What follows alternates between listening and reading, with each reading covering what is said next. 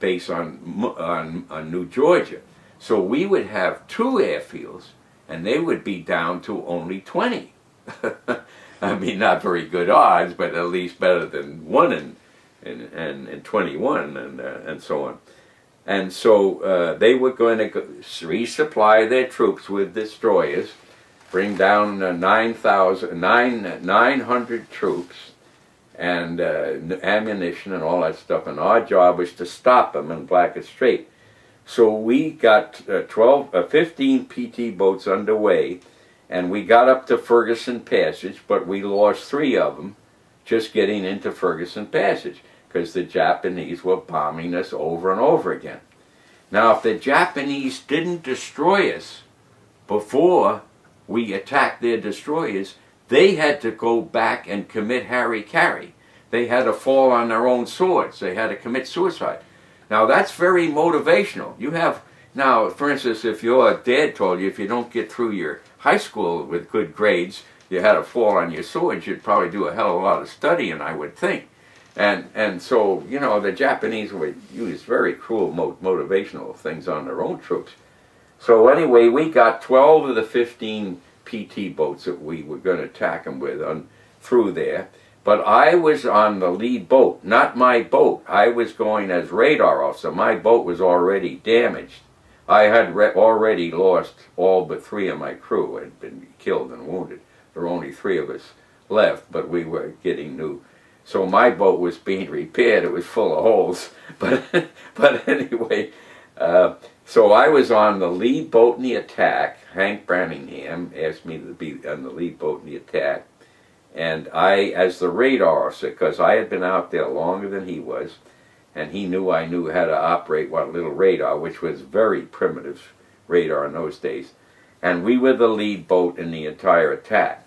And so sure enough, right on schedule. And incidentally, all our intelligence came from some of the bravest men I ever met in World War II, who were the Coast Watchers. They were the Australians or the New Zealand or the British that owned the Solomon Islands, that had been head of what we had is palm olive soap. Lever Brothers palm olive soap owned those islands. The British owned the islands, and they used that palm olive soap to get the beautiful complexion you pretty young ladies have today. And they sent these Aussies and all back in there that knew the natives, had been the manager of those plantations, and they would hide in there and send radio messages to us from up the line what the Japanese were doing. Those Australians and British and so on had a life expectancy of 4 months. And the Japanese sooner or later got radio direction finders on them when they were broadcasting, and then of course they murdered them. And they used to give us, we would put them ashore at night, and they would give us their last letter to their little wife, and they'd see if you could get it home. That was their goodbye letter. So you talk about guts, that's real guts. I sure admire those guys. So anyway, they said these 5 destroyers were coming in. Well, I was in the radar officer, and right as they said at 11 o'clock, down comes 4 large pips. One of the destroyers had broken down, so there were only 4. Coming like hell, top speed, going 39 knots. Boy, those destroyers could go about as fast as our PT boats could go, because 39 knots, it works out to about 45 miles an hour. And they were coming down, and we made our attack. And I won't go into that because that's not about Jack Kennedy. So we made our attack, but I can tell you it's pretty horrifying, taking a little wooden boat with no armor plate whatsoever in against 4 Japanese destroyers, all firing. Each of them had 12 5-inch guns. And not only now do you have the flares, but you have the searchlights. And when you're in total darkness and suddenly these searchlights are right on you. Any of you been over here to Cal Expo at night during the fair, the state fair? Yeah. You know where they have that beautiful fountain with the searchlights on it right in the middle of the state fair? Well, that's what it was like. It was really beautiful because it'd be these big searchlights, and all these beautiful sprays of water going up. They were shells hitting the water and throwing water all over the boat, just misses. They'd knock the boat sideways, water all over you. And you'd keep going in as long as you had guts until you finally your guts gave out, and then you'd fire your torpedoes. So we had made our attack, and we had fired all 4 torpedoes, and we had lived through it. And I will tell you the reason we lived through it. The only reason I'm alive, or any PT boat guy in history is still alive that made destroyer attacks, is that after we fired our 4 torpedoes, we had to make a very tight turn. Now, are either of you ladies water skiers? Well, anyway, I can tell you, a high-speed boat, no matter how fast it goes, and these things were wooden and just made of plywood, they were made of plywood. When you make a tight turn, you bosh down and you almost stop, and that's when you're going to die, because the searchlight's on you. They're close as you're going to get. We were 14 football fields away. Now that sounds like a long ways, but the 5 destroyers with 12 guns each, 5 times 12, of 5-inch guns all firing at you, all their anti-aircraft guns, and 9,000 soldiers lying shoulder to shoulder all firing at you. I mean, 900. It's not a good place to be.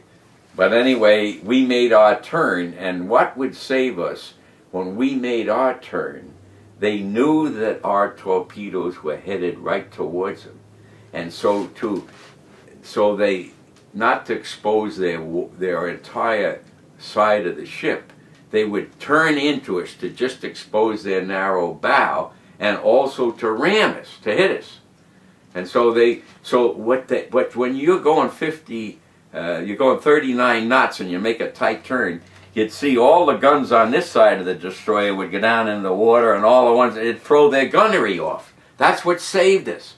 It'd throw their own gunfire off, and allowed us to make our turn. Now, once we made our turn, we would lay a smoke screen. We had a smoke screen of white smoke, which is very effective against searchlights, that we would lay, and then behind the smoke screen we'd go at high speed. And we could go even faster, because after we fired 4 torpedoes, they each weighed 1.5 tons each, so we've lost 6 tons in weight. So the PT boat would get up and plane and really go fast, and we'd zigzag behind the white smoke. And that's how we got out alive. And we finally got out on the other side of Blackett Strait, and the other boat, we were on the 159 and the 157 that went in next to us, we pulled up next to them, and we radioed back to the base, well, what do you want us to do there now? And they said, well, if you fired all 4 torpedoes, come on home. And we had. And just about that time, while we were stopped, we saw this huge explosion. These PT boats carried 3,000 gallons of high-octane gasoline, because they had 3 1,500 horsepower engines, which is 6,000 horsepower. That used up 600 gallons an hour in gas. Now, have any of you seen an automobile accident where the gas tank exploded? Not Oh, in person, good. I hope you haven't. No. Well, it's horrifying enough. But when you see 3,000 explode, you're seeing a real explosion. Well, it was this huge explosion. Well, in the darkness, even with radar, we thought that maybe Jack Kennedy and PT-109, who was below us, because we always attacked in 4 groups first, and then another 4, another 4. If the destroyers got through the first 4, maybe the next 4 would get them in the next, in this passageway that was between 5 and 8 miles wide. And so we saw this explosion about where Jack was, and we thought maybe he got a hit on one of the destroyers, because if all our torpedoes were set for 12 feet, which would hit the engine room of the destroyers, where their fuel was, and they would have the explosion. And we thought, oh my God, we missed. We didn't see an explosion. Our torpedoes must have missed, but maybe Jack or one of the other boats got a hit. And it wasn't until the next morning that we knew that the explosion was his own boat had been